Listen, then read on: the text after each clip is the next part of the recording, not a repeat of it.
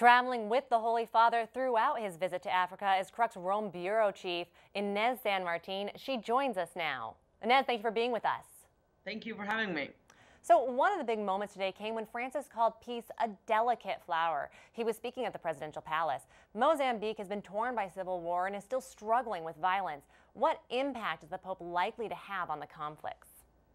I think that there's going to be a long-lasting impact, and the hope for this comes not from the event at the presidential palace, which was without a doubt historic, but because of what happened when he met with some 4,000 youth from different religious backgrounds, when he was greeted them there by them with people screaming reconciliation.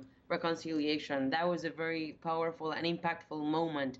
And when you think about it, this is a generation, most of them people who were born after the war, people who know what it is like to live in peace, and they're not going to want to risk it. And Pope Francis, in many ways today, gave them that little push that a lot of them were asking for and needed to keep going on that path of friendship, of building bridges and not walls. The church is a key player in Mozambique's peace talks.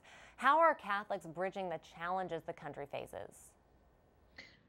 It's First of all, one of the ways they're doing it is actually through dialogue and interreligious dialogues. And what was very interesting today, actually, at the presidential palace, going back to that, we saw not only the president, but the leader of the opposition, who was there on the second row at the invitation of the president, who during his remarks called him my brother.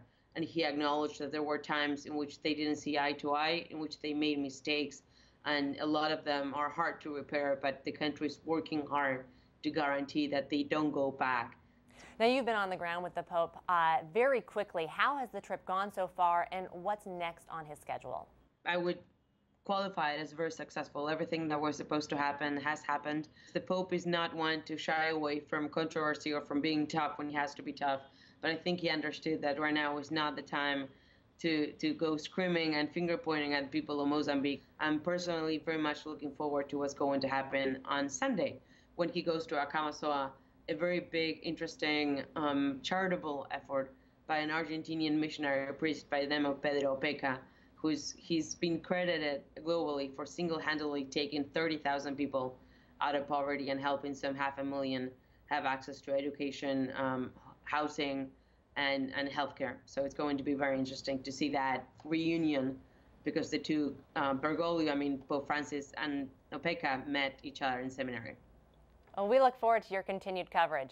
Inez San Martin, Crux Rome Bureau Chief, traveling with the Pope in Africa. Thanks for being with us today. Thank you for having me.